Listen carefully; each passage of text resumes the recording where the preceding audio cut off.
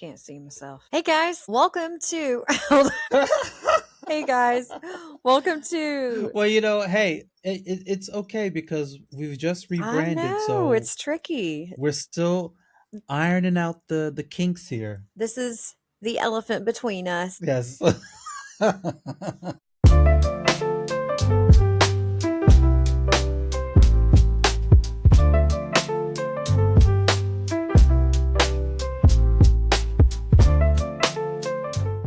Hey everybody, welcome to the Elephant Between Us podcast. Where we drag the truth into the light, whether you like it or not.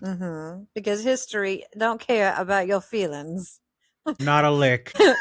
Hi, I'm Desma. Hi, I'm David. And we thank you so much for listening Yes, today. glad. So, all of our friends who are listening to us on Spotify, watch us on YouTube, and follow us on Facebook, please like, share, and subscribe, and hit the notification bell so that you know when we post a new video. So, ding, ding, baby, ding, ding. Ding-a-ding. Glad to be here. Today, you are taking the lead because you're driving into a piece of history that I only know on the surface level, and I would have to be very, very honest. I really don't know very much about it, but you know about it, and you are going to educate me, and it's on the freedom rides of 1961. Right.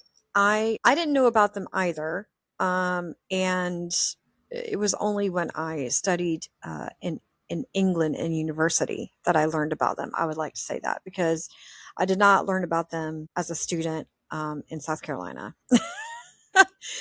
And a lot of history textbooks kind of like compress all of that civil rights learning into about Martin Luther King Jr. and Rosa Parks, and that's it. But the freedom rides were huge. They were massive and they were dangerous. And it was a huge effort it was mainly spearheaded by a bunch of young people. Right. So if we will, the elephant in the room today is how much courage did those young people have?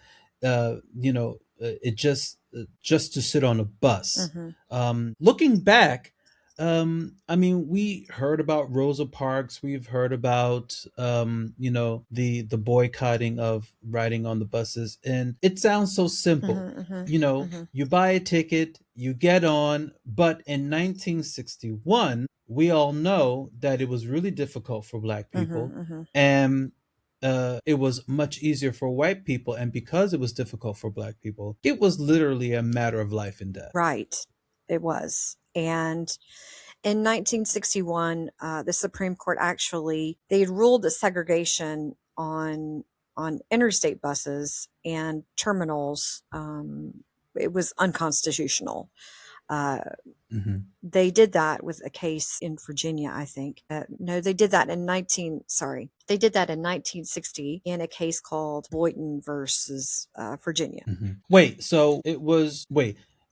Hold on. So it was already illegal to segregate the buses? Yeah, on paper it was.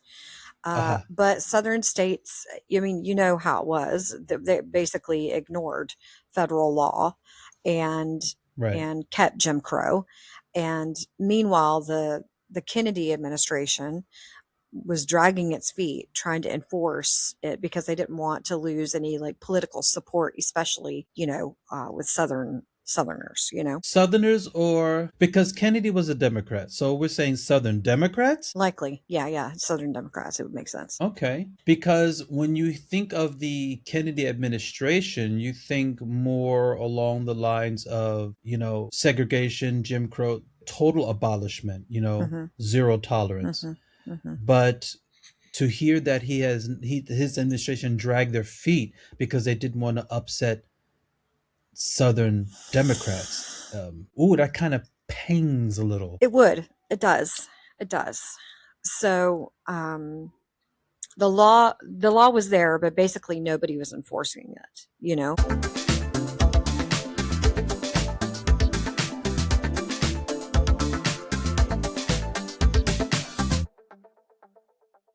So wow, So the law existed, but nobody was there to enforce it. And how did this freedom ride start? Can you give me a little bit of info about that? So the Congress of Racial Equality. Yes, it was the Congress of Racial Equality. CORE is its name. Decided to force the federal government's hand a bit, and the plan was major. It was radical. An Hmm. interracial group of volunteers would board interstate buses in Washington, D.C., and ride all the way down to New Orleans. Wait a minute. They would ride from Washington D.C. to New Hmm. Orleans. Hmm. Hmm. That's a long ride. It is a long ride. It's a long, hot ride.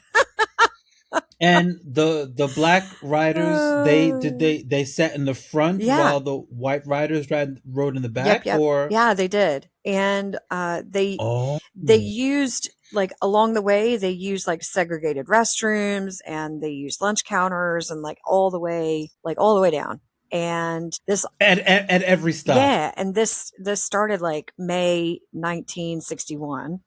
And it only had like Wow. 13 original writers. 13 people? Yeah, like just So a couple was this handfuls. like a chartered bus, or was this a public bus, or do we know what type of bus this is? I mean, that's a tiny group that started a revolution, but I mean, did they even make it that far before things got bad? So yeah, they did. I mean, of course, things got bad real quick.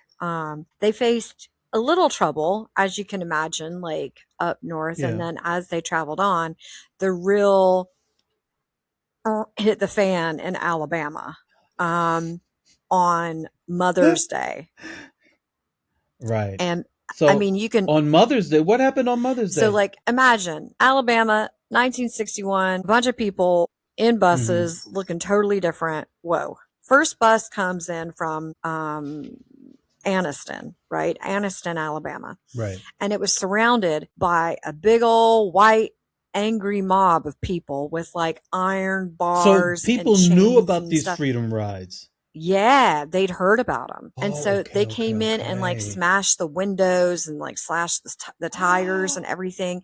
And people were trying to like flee out of the buses, right? But once the tires were flat, I mean, someone threw a firebomb into the car or into the bus also. No. I mean, it got wild. It got wild in Alabama. So they were, yeah, yeah, yeah. Oh. It was nasty. So they literally, my God, I mean, I could not imagine. So they literally trapped them inside of but was it you said they firebombed, was the bus on fire? Was they trapped them inside of a burning Yeah, bus? yeah, they were, like, holding the doors closed and stuff, like, No. they were holding the doors closed, and, fortunately, there was an undercover highway patrolman on board, and he drew his guns, and, they had to force the doors open, thank goodness for that, policeman, and the riders escaped before the fuel tank, like, exploded and stuff. But I mean, the mob was still, they were like savagely beaten on the side of the road. Like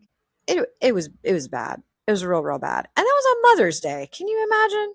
Mother's Day. And but we're saying that they were beaten. The mob beat them savagely on the side of the road. So that means that they were beaten savagely on the side of the road, Mhm. even when the police was there. Well, there was only one. What could he do? Or what could she do? I'm sure it was It a was man, only but one police officer. yeah, because it was an undercover cop. Okay. Like he was there with a gun, and he was like, "Guys, we can't be trapping people in a bus and letting them like burn to death. That is not okay." I'm sure.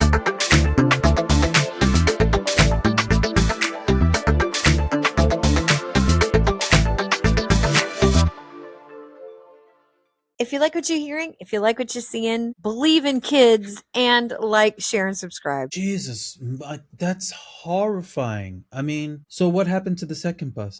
It made it to Birmingham or Birmingham, and riders were like taken off the bus, and they were beaten also with like an inch of their lives by, guess who? I'll give you one guess. You guessed it.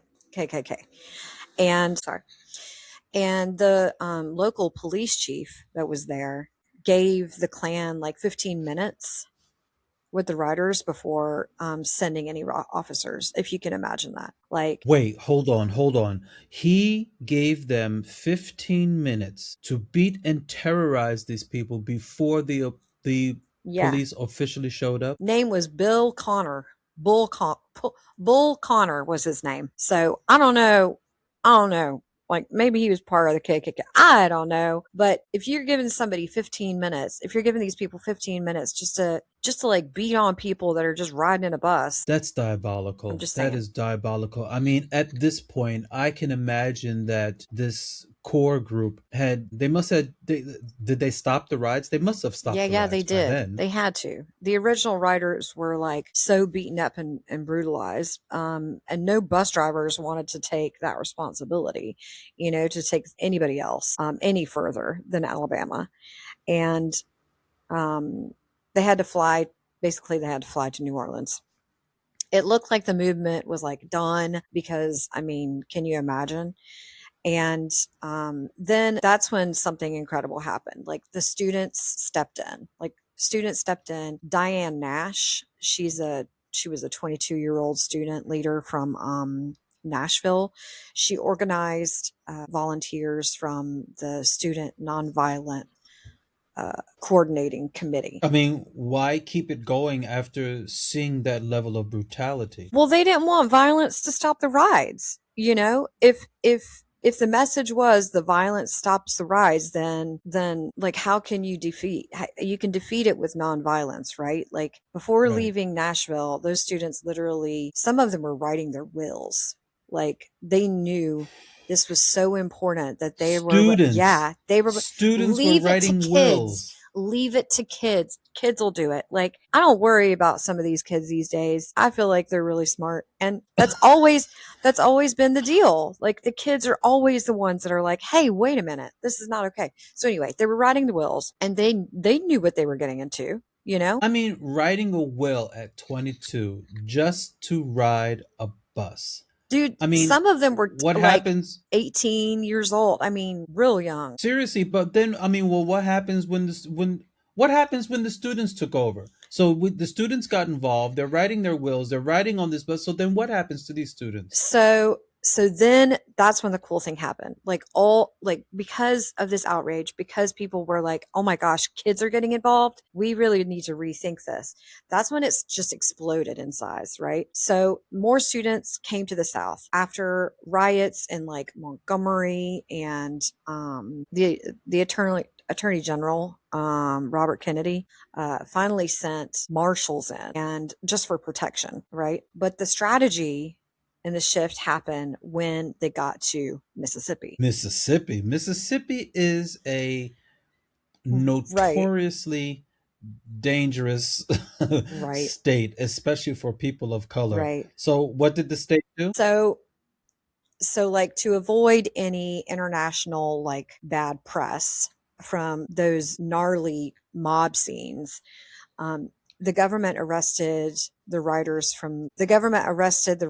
the moment they arrived in Jackson, just to like for a Hmm. breach of peace. They just arrested them. Nobody got beat up. I mean, maybe a couple of them got a little bit shuffled around, but mostly it was like, we're just going to arrest you guys. And over the summer, I mean, like more than 300, this was like a couple handfuls, and now it's 300 freedom riders.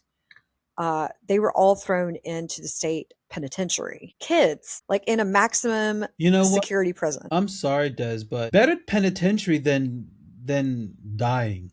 You know, Hey, and just think about it. Just think about it. There is so much, there was and is still today so much racial violence in the United States that these people are willing to kill because they don't want people to be as equal as them because of their skin color. mm-hmm, mm-hmm, Just think about that. mm, They don't want them to have the same quality of life as them because of their skin color or their religion or their sexual orientation. mm-hmm, Just think about that. You have the right to die because I don't like who you are. mm-hmm. Just let that sink in for a second. I mean,